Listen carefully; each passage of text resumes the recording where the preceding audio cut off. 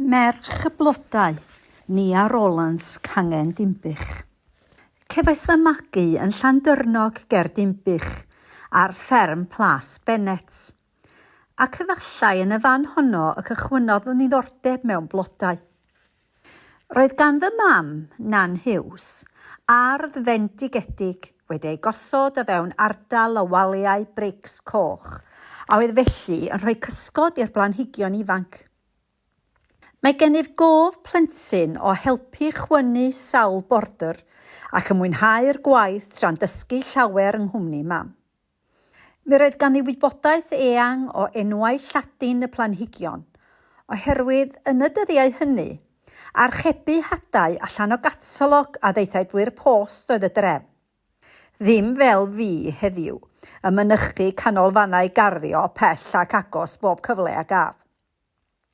Aeth rhai blynyddoedd heibio tra roedden nhw'n byw yn Lerpwl am gyfnod ac hefyd yn Vancouver, Canada, lle nad oedd yna gyfle mi arddio a mwynhau tyfu blodau o unrhyw fath.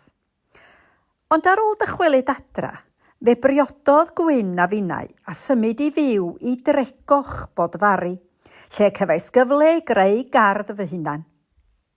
Pleser mwyaf oedd cael treulio amser yn yr ardd a chreu gwahanol ardaloedd ynddi.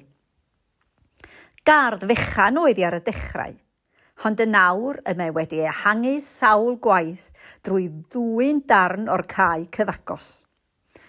Ar ben yr ardd, lle mae golygfa hardd yn edrych i lawr ar Ddyffryn Clwyd, mae Vancouver arall, sef tŷ haf bach, lle bu ein plant, Sioned, Llunos a Caled yn chwarae tra roedd ei nain a minnau'n cael paned a seibiant. Erbyn heddiw, mae eu plant weithiau hefyd wedi gwario llawer o amser pleserus yno dros y blynyddoedd. Mae gennyf sawl planhigyn wedi cael fel toriadau gan aelodau'r teulu a ffrindiau. Maent i gyd a'i hanes yn bwysig i mi.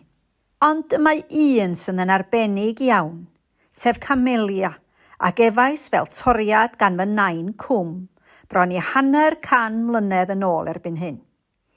Mae'n blodeuon gynnar yn y flwyddyn ac yn llawn lliw pinc am ryw fis.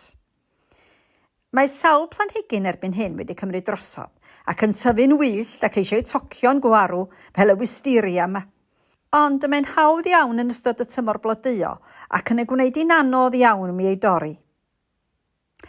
Y peth olaf sydd wedi cyrraedd yr ardd yw'r bwa yma ac efes yn anreg ar fy mhen blwydd yn 70 y flwyddyn diwetha, ac mae'r hosod pinc wedi cymryd ei lle bob ochr iddo. Rwyf yn ffodus iawn bod Gwyn hoff iawn o hen gelfi fel finnau, a thros y blynyddoedd mae gennym gasgliad o wahanol gafnau moch a defaid, ac ambell i en danc dŵr sydd wedi gosod o gwmpas y buarth ac yn llawn blodau. Yn naturiol, rwy'n falch iawn o weld gardd Sioned wedi datblygu fel y mae.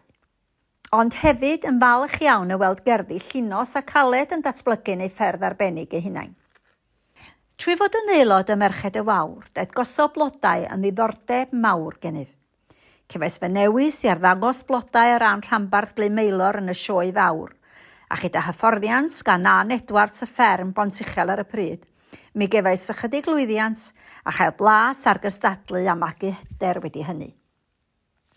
Fy mod yn hoff iawn o flodau yn yr ardd, wrth wneud trefniant, rwyf yn hoffi creu llun naturiol o flodau gwyllt. Os oes rhaid dewis un trefniant am heiddo, hwn yw'r un rwyf yn ei hoffi fwyaf. Rwyf wedi cael y pleser o ffyrdd rhai eraill i arddangos blodau hefyd. Mae fy niolch yn fawr iawn i Merched y Wawr, oherwydd ni feson wedi cael y cyfle ac yna cael gymaint o hwyl a phleser yn y byd blodau. Mae'n rhaid mentro weithiau yn does.